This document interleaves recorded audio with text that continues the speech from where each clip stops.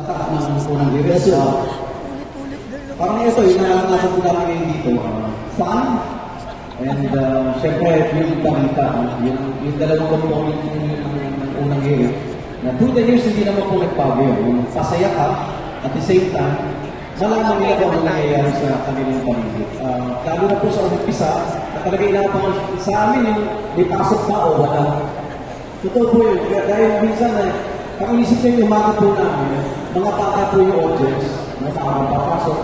Kasi nakakay, nagkakita ng trabaho, si nanay nagkakita ng mga baon. So yun po yung audience na nag-iisip namin na sa umpisa pa lang ng pag-gising nila, good vibes na. Para matalag nila sa buong araw. So yun yung hapon din sa amin na sana, maibigay din namin yung simula ng umaga nila yung masaya. At may kakalaman. So, ito po yung ako naman yun sa unang ginagawa sa good balance kasi. So, kumbaga pag nanonood sa umaga, meron inaabangan ng mga nanay, may inaabangan ng mga tatay, ng mga anak nila.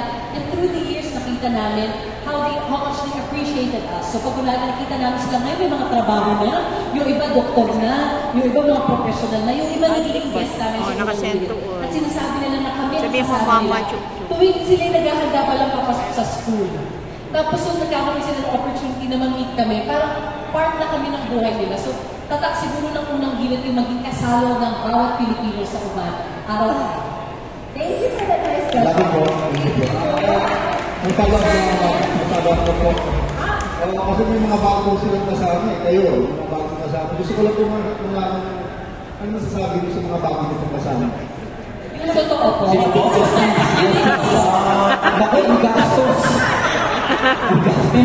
Parang kami may anak ni Susie na pinapalaki. Pero natutuwa kami kasi nakikita din namin yung sarili namin sa kanila. Yung 25 years younger kami, ganun din kami kasipag, hindi mo nabago. Natutuwa kami na enjoy po sila sa pagsama sa amin sa unang year. Kami din, marami kami natututunan sa kanila. So kung kunwari, itatanong sila sa amin ng mga whatever tips or yung information, kami din, dahil mas bata nga sila, mas aware sila yung mas alam ng kabataan ngayon. So sila din nagtutulong sa amin. Such a good two-way street. We really learn from each other. We're so happy to have them nakasama sa show namin. Ang masaya everyday, hinihintay namin kung anong bago namin yung TikTok. Kasi sinasama ko nila alam niyo yung generation gap ba? Na masaya, nakakabata po silang mga bago. Nakakabata po.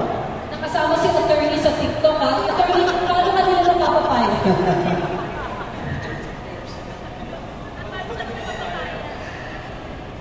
Enjoy sila, it's just barkada lang, diba? So, pag nagkakayaan, why not? So, marami din natututunan. Always game si attorney. Yeah, why not? Life is short. We should have fun. That's right, that's right. Thank you. Thank you po. Thank you po. Congratulations. Thank you, Sir Leonaras of Tempo. Now, moving on from our next question will be coming from Sir John Bueno of Pupakawaga. Hi. First of all, thank you so much for the prize here.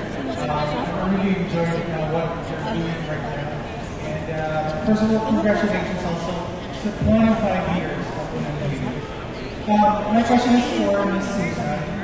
I hope you don't mind me asking. Ang dami niyo itong kino-cover sa labas. Usually you're outside, you're covering really hard-hitting news, and some are light-hearted too. But what is the most challenging one by far na ginawa ninyo for Unang Hilig?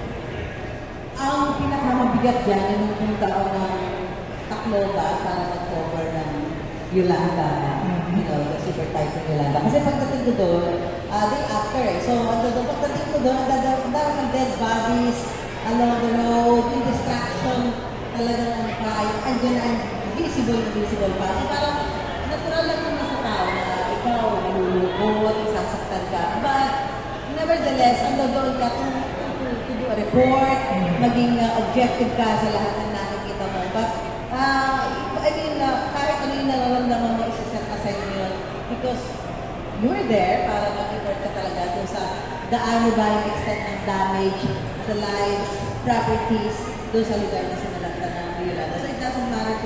nag-stay kami doon ng ilang days at natulog kami sa barko, sa open space, at alam mo ano.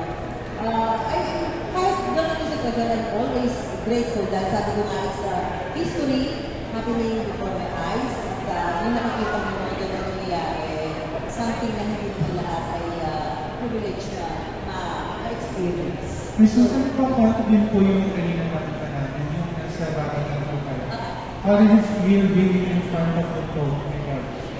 Ito na naiiyak ko talaga, no? Parang kumatayo balahin ko. Kasi parang hindi naman lahat tayo nagkakaroon ng pagkakataon na makita up close and personal si Pope Francis. And then, dahil Katoliko ako, so, maski nung pumunta siya dito, hindi nga ako nagkaroon ng pagkakataon. Pero, nung pumunta ako sa Rome, ako pa siya nakita. Of course, yung nakita ko rin yung kay Padre Pio.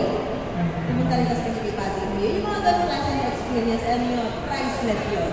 At talagang hindi mababayaran kahit pa yung mga ganun karanasan na hindi naman nararanasan ng bawat isa sa akin. Sa susunod ng mga, of course, nataon ng unang gilid, magkakaroon pa po ng mas malalaking balita. Sana. Sana magagandang malalaking balita. Sana. Magagandang malalaking balita. Sana. Magagandang malalaking balita. Sana. Thank you so much. Thank you. Alright, that was once again John Kumacao, as I'm corrected. Alright, moving on to the next media. This is a question coming from Richard Kawa of Line RTV. And nakapag-uwi ng 6,000 pesos for the award. So, congratulations once again, Sir Richard. Your question, please. Hello, good afternoon. Salamat sa comment ko kanina kahit kinakabahan talaga ako. Anyways, yung question ko para sa mga younger host natin sa unang ulit. Kay Kalina. Sa Piligaw. Sige, sa Piligaw. At saka kay Aldo. So, from TV, meron na online pala yung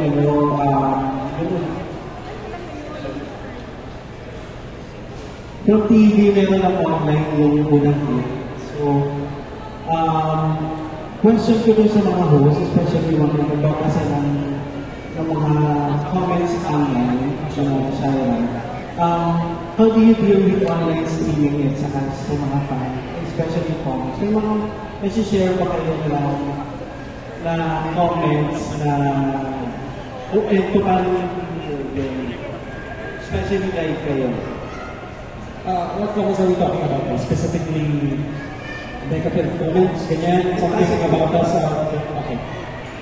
Well, I guess, with us personally, how I'm gonna handle that, especially sa mga streaming platforms na unang hirit, and also, even with my own streaming sa aking mga personal platforms, I probably, the best way to deal with those is to, well, personally, I'm talking personally, probably is to neglect. If it's too negative, if it's coming from somewhere na negative at wala namang katutulungan, then why bother, diba? But if it's something na you think would help you improve on what you're doing, on your craft, personally or professionally, probably take it constructively at saka you learn from whatever has been told to you. Hindi mo dapat siya netmaging lang, but also to reflect for you to improve as a person. Yun sa akin. And to add on that, sir, since morning show po kami, sobrang iniiwasan po namin negativity. Masaya lang po sa group namin kasi we as hosts, we're like a family. So yung mga maliit na value dito, hindi na po natin pinapansin. Ang sinashare namin sa umaga, big vibes, love, that's it. Para po pag-reflect namin sa camera, paglabas namin sa camera, yung bigyan po kami ng happiness, all smiles kami, genuinely na, wala kami tinatagong negativity or anything. So hindi po kami pinapansin as much as possible. Ako po nilalaglagan ko.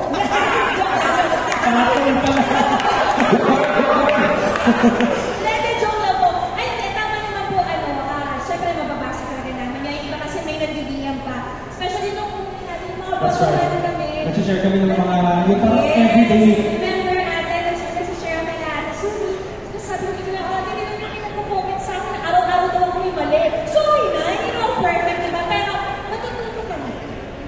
Yun yung nasasabi namin.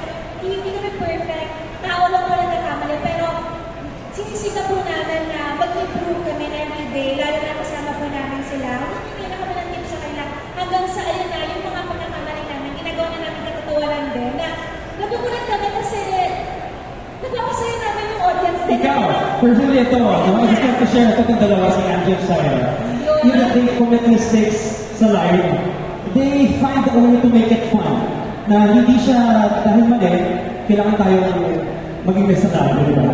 Ginagawa nilang mas masaya pa, and it turns out to be really okay. Yun po, pero tama, agree yung sa sinabi na bet na lang talaga din. Dapat positive lang din. Kaya kayo, na. May screenshot po siya sa mga pangalan niyo. Yun lang po sa akin, sir. Thank you, sir.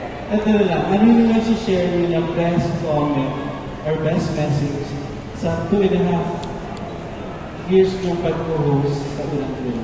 Individually po. Individually kasi naka-comment sa UH Cutie Weather Presenter yung mga nasa. Totoo. Hinahanap ko siya sa shoutout yung nagbanggit ng pangalan niya. So, alam niya na kung ano binabasa niya. Siguro sa akin po, makakonsider ko yung kapag kunyari nakailip na ng matagal, parang, uy, miss na kita sa unang hirit, miss ko na yung morning sunshine. So kapag nababalik ang siya, ang sa tapos ako naman yung isa akin kung sabi, kapag hinahanap nila kami tandem, at partner or our trio, yan it warms my heart. So nakakatawa sa feeling na yun, hinahanap na nila kami dito kahit mga baguhan lang kami sa show. Thank you. Thank you very much. Thank you sa ating 25th anniversary.